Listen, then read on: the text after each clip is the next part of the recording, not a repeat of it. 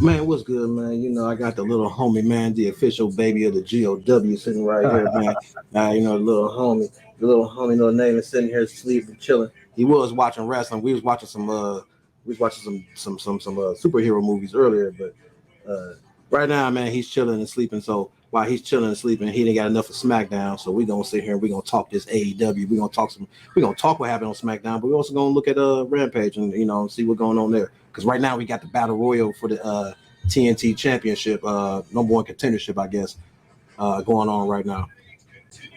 No, absolutely, absolutely. And like we do on the Friday night block party, man, I start things off with Friday night SmackDown. You finish things up with AEW Rampage. Then we all go our separate ways until it's time to meet again. So with that being said, let's see who we got right here in the comments. All right, man, we got Earl in the building. Earl, what's happening? Old man in the building. What up? Yes, sir. Yes, sir. Yes, sir. Man, you ain't old, you're just seasoned. You will be calling the game a vet. A player coach, if you will.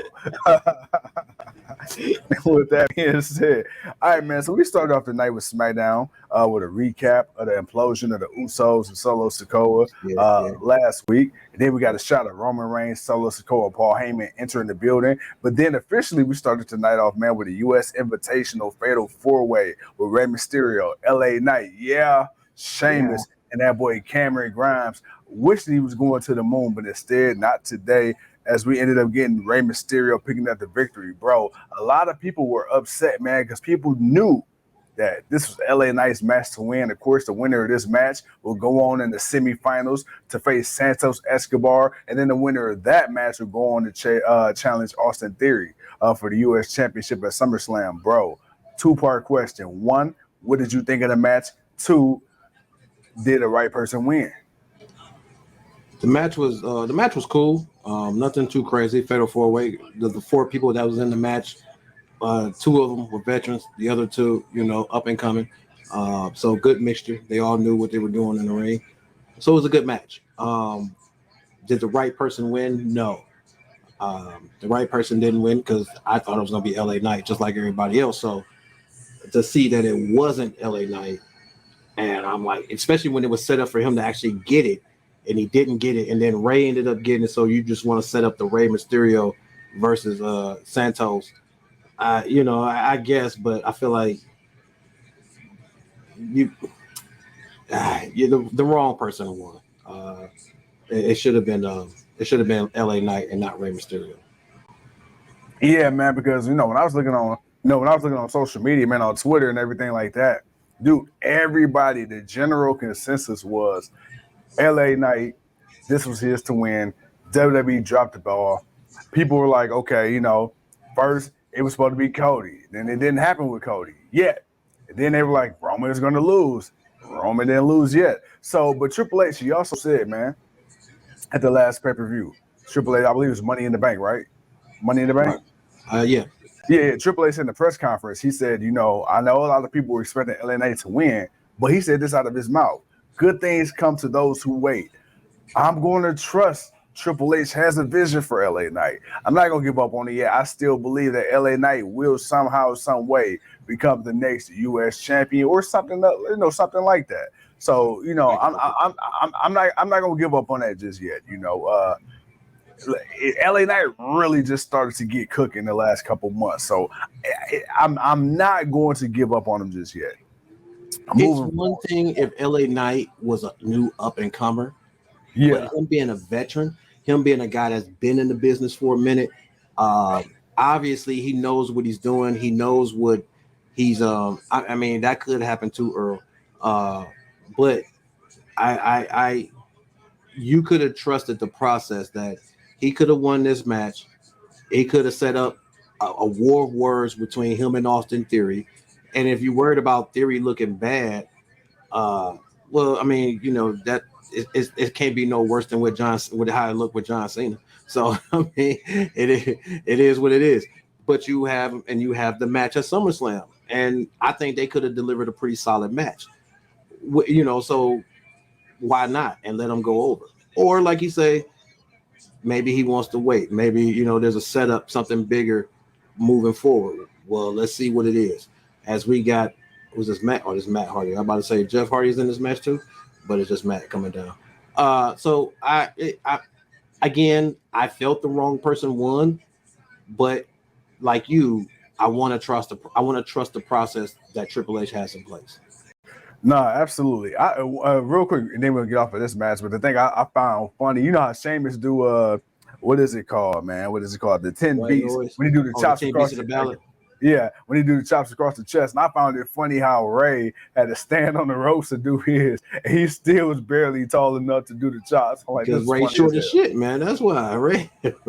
Hey, man, Ray 4 foot nothing, man. It is what it is, dude. Right, man. So you got to accommodate how you can. And then after this, man, so we get a recap of Cody Rhodes getting his ass handed to him by Brock Lesnar on Monday Night Raw. Got F5 ringside in front of his mama. And then, we got a SummerSlam promo hype for their match coming up. Then the first women's match of the night, man, we get the Queen. Woo! We get Charlotte Flair against the Jeans to the Sky, Io Sky. Yo, okay, so, bro, Charlotte Flair, you can make the argument she's the GOAT, right? Io Sky. You can make the argument that when her time's up, she's a future Hall of Famer. But I will say this. The women got a lot of time. Not the issue. I felt like the chemistry was just off in this match. Like, I feel like I wanted this match to be over a lot sooner than what it ended up being. And, nothing against Charlotte, nothing against Io. I just felt like they didn't click tonight. What did you think of this match? My bad.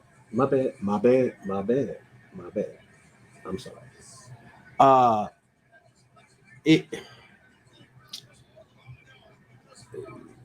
The issue is not with Io and Charlotte, and maybe it was too early for Io and Charlotte. Maybe Io should have fought someone else, a little lesser than Charlotte, and it would have been okay. To me, I feel like because we all feel like the story. Like with LA Knight, we all feel the story is Bianca, Charlotte, and Asuka. Like that's been the going back and forth. That's been the one thing that's been kind of because Asuka won. Belair feel like she got cheated. She hasn't gotten a rematch. Charlotte got a title shot before her, but Charlotte didn't win. And then her and Charlotte going back and forth, and Io still, and I'm not Io. But Asuka is still, making a mockery out of everybody. so it's like, bro, that to me, that's the story. It's one of those matchups you want to see, but I don't think nobody was ready for it. I think they tried to make it seem like it was a big deal, but there was no build to it. It was a random out of nowhere match. And even though Io is someone people wanted to see win, I think there's different ways to build her, especially now considering she's the only one of damage control that's around. Dakota's gone, Bailey's gone, so right now it's Io. So right now you need to have Io in a new direction. But we'll see moving forward, man. But other than that, I'm not mad at the match, like you said. I want to see it, but yeah, it could have. Yeah, it might have just went a little too long because again, it was. I don't think nobody expected it to be that long. Maybe thought somebody was going to come out and interfere or something. And then, of course, after that match, like you said, Asuka, she came out and she just started whooping the holy hell out of Charlotte, put them paws on her ass, got her ass up out of there exponentially. So that was that. And then let's see. All right, we get a segment, man. We get Mommy and that boy, your new NXT North American champion, Dirty Dom Mysterio, in the backstage segment. But have no fear because our guy Butch, aka Pete Dunne, is here. Pete Dunne showed up, and then Dom was like, "Hey, yo, look, I ain't really ready. I don't know if we can even make this happen." Hey, guess who else showed up? That boy, Mr. Hickenbottom himself, HBK, Shawn Michaels. And he's like, you know what? Hey, where the manager's office at? Yeah, let's try to make that happen. And then, spoiler alert, we ended up getting that match later on in the night. Then we get another backstage segment, man. We get Roman Reigns catching his cousin Solo Sikoa staring at the leg. And then when they made eye contact, my boy Solo had to turn his head. And you see Paul Heyman in the background, bro. I love Paul Heyman's facial expressions. He tells a story without saying a word. Paul Heyman has single-handedly himself kept this bloodline thing afloat when it comes to just, subtle nuances and just saying things without saying it. And that shows Paul Heyman's 40 plus in the business, man. Paul really knows what's going on, bro. Yeah, no, most What are your thoughts, man? Because see, a lot of people don't know who the next tribal chief is going to be. You got most people thinking it's going to probably be, Solo Sikoa, but then you got the minority who thinks that it's going to be Jay. Who do you think the tribal chief is going to be? No, Paul Heyman has always been great with his facial expressions, shocked, happy, sad, whatever, man. Paul's always been that dude when doing that. So I'm not surprised when I see him do that. When he sees interactions, when it's either him chewing out, when Roman is chewing out Jay or Jimmy, or when it was Solo or whatever. Paul's always, or when someone comes out and they're talking shit to Roman, and you see Paul in the back looking like, oh my God, what's gonna happen? And then you see him looking devilish. Like that's Paul Heyman, man. He just knows how to look the part. I mean, he's been in this business forever, so it only makes the sense that he knows what he's doing. But they're teasing. I mean, right now, Solo's the last little defense for Roman Reigns before Roman is on his own. And right now, I don't think you can do a better ending to this story other than him going through what he go through with Jay. I don't think Jay will beat him, but we'll see. Solo will get an opportunity. I don't think Solo will beat him either, but I don't know, man. We'll see. It's really up in the air. I want to see where they go with it, but it's really up in the air. Hey, side note, man. Really quick, want to kind of pivot from this. Hey, you think the baby know how to do the Daniel Garcia dance yet? Oh, man, we learning. Well, don't worry. Don't worry, man. Y'all gonna be seeing it in a minute. I thought he was gonna get it to me when he was woke, but he decided he want to go to sleep right when the show started. So it's all good. All right, man. So we got that, and then let's see what else happened. All right, man. So we ended up getting our match, man. We got the United States champion Austin Theory versus Santos Escobar, man. Santos ended up picking up the victory, and then we get a backstage segment, man. We got that boy Big Bad Bobby Lashley with Trick Mello Gang in the back having a conversation. And I guess last week he had a conversation backstage with the Street Profits. So I mean, hey, look. We talked about the possibility of a reformed Hurt Business and replacing, Alexander and Benjamin. And to be fair, man, Shelton Benjamin, I love him to death. But I mean, you don't need to put him back in the Hurt Business. He's been wrestling over 20 years. Let him do his thing. Cedric doing this thing. Maybe put Cedric back in NXT or something. But if you talk about Bobby Lashley, and whether it's the Street Profits and or Trick Mello Gang, bro. If you do the 2 or the 4, my God, I'm telling you, dude, there is unlimited possibilities. And I feel like Bobby Lashley could be for them what MVP was for the original Hurt Business. However, I think maybe you could use Trick as the mouthpiece because Bobby Lashley never really been a great promo guy, but I can see him kind of just being there as a leader of sorts. I don't think Trick is there just yet. No, really. I don't think. So do they still need MVP? You think? No, not to be as good as MVP. No, Trick is cool, but not to be that slick talk that MVP brings. Now, do I see Carmelo and Trick? Possibly. Two new up and comers. Big E's still out, man. They still haven't cleared him, and I don't think they're gonna ever clear him or bring him back. So now if it's the Street Profits, that's cool. You can do that because they're a little bit more veteran, a little bit more seasoned. So you can do one-on-one matches more with them, and then you can set up the trio kind of, 6-man kind of thing. You got Judgment Day, you got them, you got Imperium. You could say the Bloodline, but unfortunately the Bloodline is imploding, so they're not going to be part of this group of talent that we're going to have. It would be great for the Bloodline. Because, man, to see the Imperium going up against the Bloodline, give me a Gunther Walter versus the Roman Reigns. Like, man, that's going to be, bruh. Like, if we thought Castle was something between him and Sheamus or the triple threat match, who was a big I can only imagine what happened between those two. And I don't even think it'll be a finish. Yeah.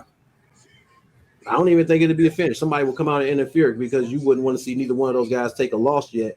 But if they were going to, be around for a minute, if they were going to, while everyone else is forming, you got the OC with AJ Styles and the Good Brothers. Like, you got a couple of teams you can do 3-man, but it's all about who you make credible. As long as they don't go get Hit Row, it should be all right. You know what's funny? When I saw Swerve first come out for this match on AEW right here on Rampage, I was thinking to myself about Hero. I'm like, damn, dude. I was thinking of this.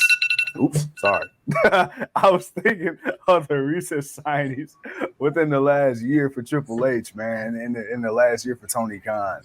And dude, Hit Row to me, I feel like had so much potential, but it's been painfully clear that Swerve Strickland was definitely the reason that group was popping. And so, yeah, man, I feel bad for Hit Row. But all right, man, so we got that. Then we got a North American Championship match, man. We got Dominic Mysterio versus Butch.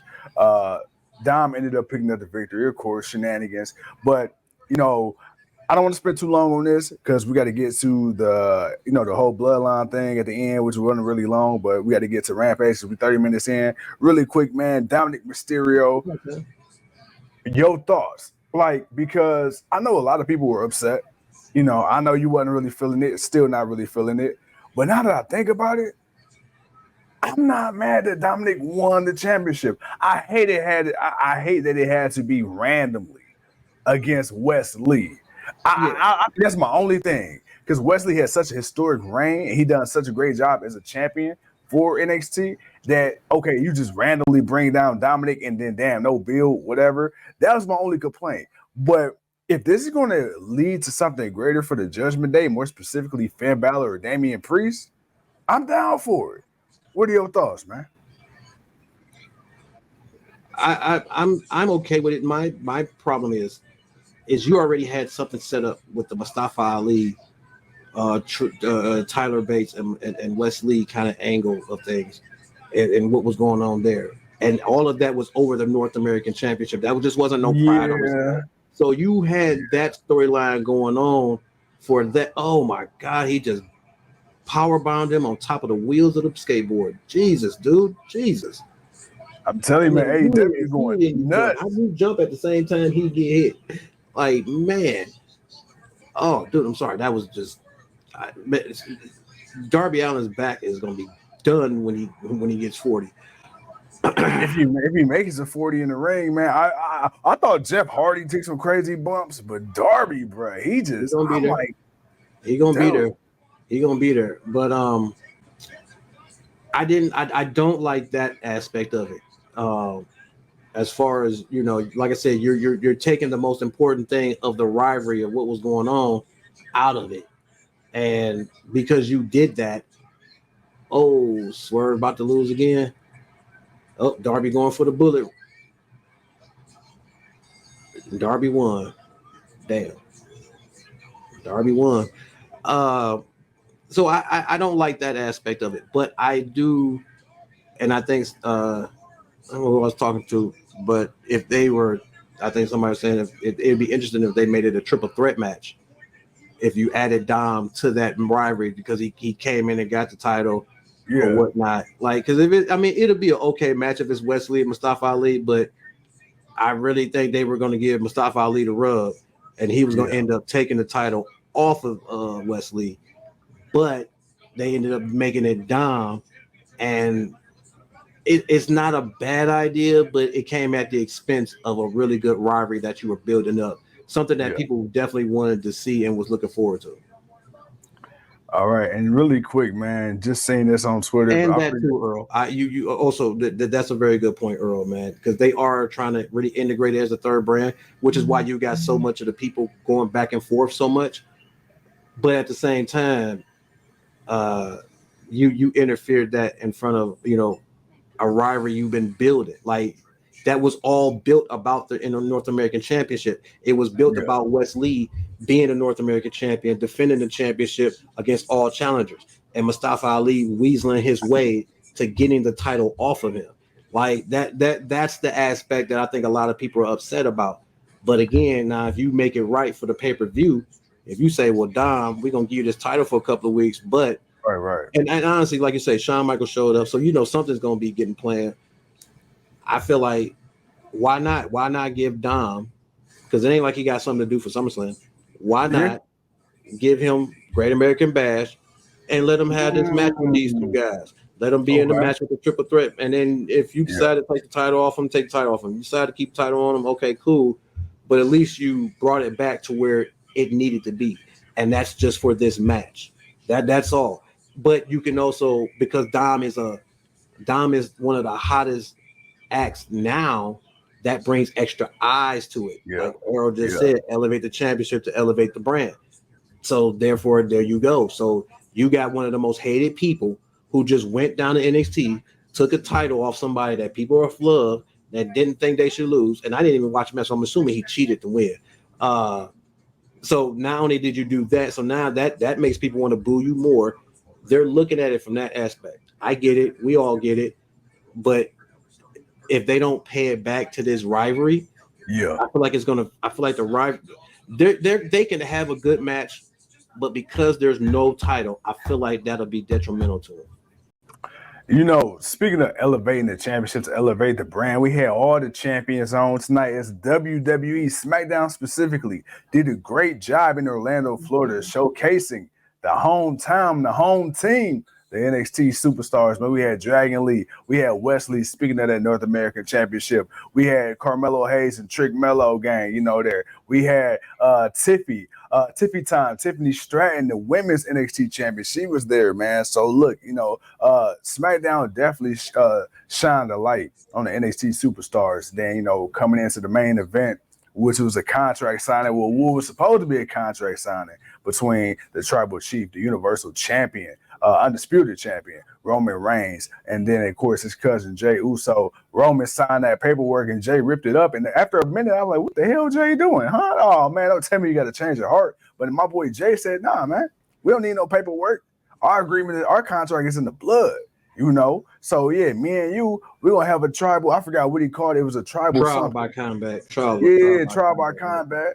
And he said, hey, look, man, I want that blood. You know, hey, if I want to hit you with a chair, hey, it's legal. I want to hit you with a stick, it's legal. I want to put your ass through a table, it's legal, man. Hey, basically, long story short, man, ain't no rules. Ain't no different in the street fight, no holds bar, whatever you want to call it, false count anywhere, whatever. However you want to do this, man, it's about to get greasy. And, of course, Roman Reigns, he said, you sure you want to do this? Jey said, hey, look, man, let's go. My boy Roman put the title down on the table, took the lay off his neck, put it on the title. It's all for grabs. You know, hey, both the championship and the title of the head of the table is on the line. Bro, it's official like a referee whistle. On the Twitter right now, they just announced that that's going to be the main event for SummerSlam. Dude, do we expect any shenanigans? Of course, because one, that means anything can happen. So Solo's got free reign. Jimmy might be back. Sure, okay, but I still feel like as we got the Acclaim coming out to put a little hurting on a couple of guys and light to their trios championship match tomorrow night on Collision against House of Black. But yeah, no, I mean it's. I don't see Jimmy winning. If he does win, it'll be surprised. I'll be very surprised. I'll be very surprised if Jimmy gets it. Jay. I'm sorry, Jay. I'll be very surprised if Jay gets it, but I don't see Roman Reigns losing. All right, well, so we got Jay gonna look great. Jay will look great as hell, but I don't really see him. I don't see him winning. I think it'll be one of them cases, you know, classic case of, you know, losing so good, you become the star of the show. You know, I think it's one of them things where, you know, you come out looking like a bigger star losing the match in the effort to win it than opposed to winning it itself. But, you know, that's SmackDown. Yeah. Now we on the AEW Rampage side of things, man. So instead of one co-host, we got 3 co-hosts. So, man, King, take it away. Short things up here a little bit, man. We had that battle royal.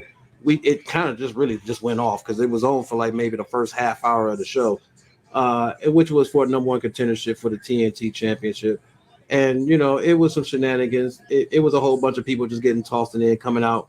It didn't really pick up the story until until Swerve eliminated the Big Bill, and then of course he started eliminating all the rest of the people in this group, and then somehow still it ended up being him and Darby Allin, and Darby Allin somehow still ended up winning.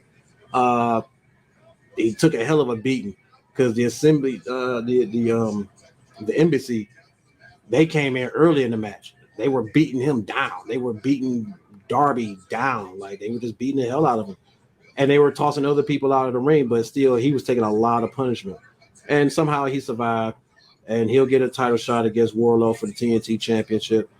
Yeah, still Wardlow. I had to think about, wait a minute, is it still Wardlow? Like, damn, damn, I ain't seen the dude in so long, kind of forgot who the hell the champion was. But other than that, it's gonna be Darby. Hopefully, Darby will become a 3-time TNT champion because I believe he's won it.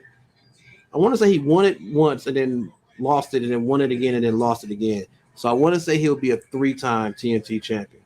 Right. No, I mean, I'm excited. I'm excited. Darby Allin and Swerve Strickland. They definitely. These two, I can watch these two go at it, man. We had Rey and Andrade, and there's certain matches, man, where there's certain rivalries where you can watch these guys go at it forever. It reminded me of the New Day and the Usos in the beginning, where it's like no matter how many times they fought each other, it's like you just knew you were going to get a great match. I believe, who was it? Sheamus and I think Cesaro at the time, I believe it was, that had them series of matches. Yeah. The best of 7. Yeah. So it's certain people, man, where it's like, yo, I don't get tired of them. And, again, I feel like every time Darby Allin and Swerve, they step into the ring, man, they up the ante. And Swerve is just such an evil, maniacal piece of garbage, man. He gonna find a way, man. Swerve. And we see how detrimental it is to Hit Row that he's not there anymore. But talk to the people now. I want to go put little homie down. No, I got you. It's right now, man. We got that Claimed and Daddy Ass. They in the ring right now, laying the smack of down on some jabronis from QTV. But y'all, man, let's see. We got Earl says, Solo walks out with Heyman as undisputed champion. Jay walks out tribal chief. Who? Okay. I'm not mad at that hypothesis. I'm not mad at it. But my question is, when and how does that happen? See, that's the thing. When does Solo become the the undisputed champion? And when does Jay become the tribal chief? But how does Jay become the tribal chief without becoming the champion? Because both are on the line. So, I would think if Solo comes out as undisputed champion, some way, somehow, he already became or had become the tribal chief by then or in that moment of celebration of victory. So I don't know, man, but hey, it's wrestling. Anything can happen, any which way, anything is possible. So yeah, man. I mean, I would definitely love to hear your logic on that one. But I wouldn't be mad either way. Roman Reigns, his time is coming up. So whoever dethrones Roman, right? He's been the champion for I think 1,015 days or something like that. I believe it's what Michael Cole said. So I mean, his time is coming. But the thing is, much like with John Cena, they tried to pass the baton quite a few times, and Roman wasn't ready. It wasn't until he became the tribal chief, in which he was able to truly become the face of WWE. But what he became or had to become the face of WWE was not the original vision that WWE had for Roman. You get what I'm saying? So for Roman to give up that face of WWE, the tribal chief, who can fill those shoes? Because it took Roman forever to step into John Cena's shoes, and now he's doing this thing with it now. But you gotta think about it. Roman been in the game for over 10 years, and really he's only been popping the last 3 years of his career. So it's kind of like the tribal chief is, in my opinion, would save Roman. I don't give a damn about how many Survivor Series he done won, how many eliminations he got, how he did in the Royal Rumble, how many WrestleManias he done headlined before. Nobody gave a damn, okay? Outside of the Shield, nobody gave a damn. So, if Solo is the one, or Jay is the one, or anybody else, Cody, whoever, if they're going to be the one, you know, it's got to be 100% concrete. It's got to be right. Because once you take that title off of Roman Reigns and you get rid of that 3 years of work, that 3 years of leg work, the year and a half, 2 years of the bloodline, once you do that, you can't go back to it no more. You can't go back to it. And from what I read, WWE, they're priming Roman Reigns to come back, man, as a super duper crazily over mega babyface. So again, you know, I think Roman's got to get to a point where he's just so beaten up, so broken down mentally that, you know, he just goes off the deep end. He goes away. He goes away and he stays away. And then when he comes back, you know, he Captain Saberho. So, you know, I think that's that one. Let's see. Earl says Tribal Chief is the family label. WWE doesn't control Undisputed. WWE controls. Okay. So Tribal Chief is the family label. I got it. But my thing is, how does one become the Tribal Chief without becoming a champion? Because I would think the Tribal Chief means you're the leader. Well, if you're the leader, you got to be able to call the shots. You can't be the sixth man calling shots. You know, you got to be the star player calling shots. So if you're going to be the star player, you got to have something to back up your claim as that guy, a la the Tribal Chief. Roman Reigns, he got something to back up that claim, the undisputed WWE Universal Championship. You know, a damn near 3-year unbeaten streak, you know, as a solo guy. You know, so, you know, Roman's got things to stake his claim as a Tribal Chief. Solo has potential. Jay has potential. But as of right now, Roman is the only one with the accolades to accurately depict himself earnestly and honestly as the Tribal Chief. All right, let's see. What does Earl say? Earl says Solo leads the Tribal lay in the ring. Jay collects it. Okay, there we go, Earl. Now we getting somewhere. Okay. See, I got you. That I can respect. I can respect that. But my thing is this, you know, when will Solo, because, you know, Solo could love Roman all he wants to. That's your cousin. You know what I'm saying? But Jimmy and Jay, they're your brothers. So at the end of the day, I don't care how much love you got for your family. You're not going against your siblings. I don't know anybody that loves another family member outside of probably their grandparents or their biological parents more than they love their siblings. And I don't even think many people love them more than their siblings. Maybe mama and papa. Right. Everybody love mama and grandpa. Yeah. But other than that, that's it. So it's like, okay, I'm curious. Hey, King, man, you know, I had to hold it down real quick while he was gone, man. I just been over here having a therapy session with myself, just me, Earl, and the internet. No, it's all good. It's all good. Yeah. Little homie, I tried to put him down. He like, nah, bro.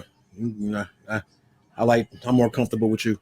So, all right, we comfortable. But right now it's the Acclaim picked up their victory. But of course, obviously they're eyeing that trios championship tomorrow night. Yeah, I feel like it's been a while, man, since we did a Saturday night block party. So I'm thoroughly excited. Oh yeah, it's gonna be something tomorrow, man. That's all I like about Collision, man. They definitely they're giving you good matches. Like you getting solid matches. You're getting different people. Oh yeah. I don't know. Collision just got such a different vibe from Dynamite and Rampage. Like Collision is just, you know, Collision is different. It's different. It kind of got that old school, you know, that old school wrestling feel to it, man. I don't know. I like it a lot. Earl says, man, little one wants to give his take on the block party too. How dare I'm not denying him. Right now, he want to feed his face. I ain't mad at him. I'm letting him feed his face. Yes, sir. As tomorrow we're gonna hear from the AEW World Tag Team Champions FTR. I still don't know what FTR stand for, as we got Sky Blue and Ty Valkyrie. After revival, it was, you know, it meant a few things, but yeah, or for the fight, or after, I don't know, something like that. You know, I thought it stood for fuck the repo man. It was after Revolution, but I think they decided to change that. But nah, man, Sorry. Wow, you must have seen Stat. Man, but not so far. It's not a show. Fro, what up, Fro? What's What up up, with you, bro? brother? Ain't been seeing you in a minute, man. Hope things all been good with you and the family, man. Yes, sir. Yes, sir. Yes, sir. Fro in the building. Oh man, bro, not a bad Friday night. You know, No, not a bad Friday night. You know, we're getting ready for, well, actually, we ain't getting ready for nothing. They just got weekly television shows coming on.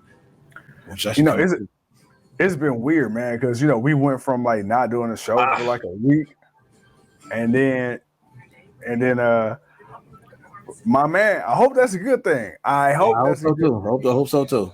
I hope so too. But I'm judging by the exclamation mark after the yo that's a good thing. So hey, if it is, we right there with you, man. One can dream. I wish. I wish so bad. You too. Why don't you take off? No. Oh man. Hey, what they say? Just jokes. Just joking, man. No. I ain't trying to. Not yet. I'm gonna get all mine first. Hey, my man said, "God damn it, he gonna make it to the retirement age." I'm gonna get mine. But I mean, right now, like you said, no, it's not a bad show. Yeah. Honestly, they just setting up for the TNT Championship. So Rampage, obviously, this is kind of where I'm at with Rampage now. I understand, maybe Discovery wants a certain amount of shows. Bro, hold it down. I'm coming right back. Hold it down. As the franchise is back, man, boy, you missing it. Your girl throwing slaps and chops to the chest. Hey, let me tell you, man. I was keeping up with it on the good old cellular division, the cell phone, man. Hey, look, ladies and gentlemen, let me tell you. Y'all remember when Chipotle, when they had that whole incident a few years ago with the food? Yeah, man, they sent me right to the bathroom, man. Good guy. There you go. Yes, sir. Yeah, there you go. Let that out, Pepper. Let that out. But okay, excuse me. I'm catching up on Fro right now, man. Fro, congratulations. Fro says that they end up doing the brand. Did you read that one about the brand split? Yeah. I read all the Fro's comments. The newest one is him saying newbie 2 code. I like it. Newbie 2 code, yes, sir. The GOW, the official baby of the GOW. Yeah. Let's see. What did Fro says? Runny guacamole. That is true. That is very. That is a very accurate description. Hey, I'm just glad I wasn't eating that shit as much as y'all was, man. Oh man, let me tell you. Earl says Shafir looked better in ring than Statlander seems to believe she is. Looks like Statlander's being too cautious. Well, you got to remember, Statlander also has 2 surgically repaired knees, if I'm not mistaken. So, and like I said, and this is why I mentioned that Shafir, like her time in AEW is really giving her a lot of experience that she's needed. Like to see her not go from being just a supporting cast for Shayna Baszler at NXT to now what she's doing, it's like I'd rather see this. And to be honest, man, like Shafir, I'm not gonna lie, I was very critical of Shafir for a while because I'm like, yo, bro, she been in NXT for how long? And then she came to AEW. She's like, all right, man, we still not progressing. But I'm not gonna lie, dude. The last few times I've seen her in the ring, she's gotten progressively better. Tonight, she looks like she belongs in the ring, against Chris Statlander. Is it the greatest match? No, but I know she's a badass in real life, and it's finally starting to translate in ring. Yeah, she looks like you. Again, when you see someone do something for the first time, like we did see Shafir show up in AEW, green as goose shit. Like you could tell, man, she was rough. She, it was not going to be an easy transition. As time went on, she's gotten better. Her movements, the way she talks, like a lot of that has definitely gotten better. So I'm not mad about it whatsoever. Statlander just picked up the victory and retaining the TBS championship, but. Yeah, man, you got to give some people time. I mean, think of Jerry Cargill. Yeah, people can still complain about certain things about her, but at the same time, bruh, you gotta look at what it was the first day to what it is to when she lost, and there was improvement. I mean, there's still room for improvement, but there was the improvement of what they did. Fro says, man, do you wish they didn't get to do the horsewomen versus horsewomen?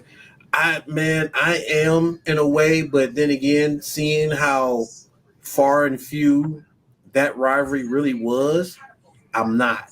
And the only reason why I say I'm not is because two of those horsewomen for the MMA side weren't ready. Yeah. I mean, Ronda wasn't really ready. I mean, honestly, Shayna was the only one that was really ready. Nobody else was really ready for that. And to be fair, even though Shayna was ready, you know, especially when it came to like main roster situation, you see how they not really, you know, NXT they pushed her, but that's because we understood what it was. On WWE, there's a certain, let's be real, man, there's a certain aesthetic, there's a certain vibe. Unfortunately, that you know the female champions have. There's a certain sex appeal that's pushed, and Shayna Baszler, man, she has not been put in that position on the main roster, unfortunately. So it's like, even though she was the one that was out of everybody, as far as the 4 horsewomen on the MMA side that was ready, that wasn't what they were looking for. You know, they was looking for the Ronda Rousey with the big name and that's done all the bodysuits, you know, Sports Illustrated and all that, you know. And then, you know, they tried with Shafir, and that didn't work. And I believe the other one, who was it? Jessamine Duke, I believe was the other one.